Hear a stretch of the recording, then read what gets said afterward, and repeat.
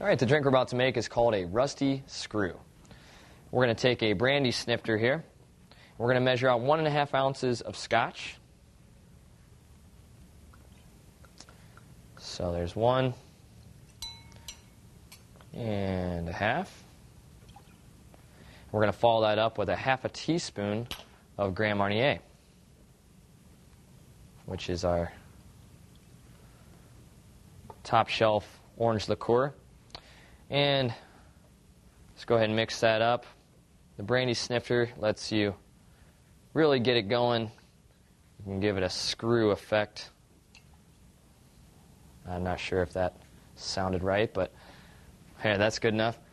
And we're going to take a lemon peel and go ahead and rim the glass with the lemon peel and twist it in. There you go. And that is a rusty screw, bottoms up.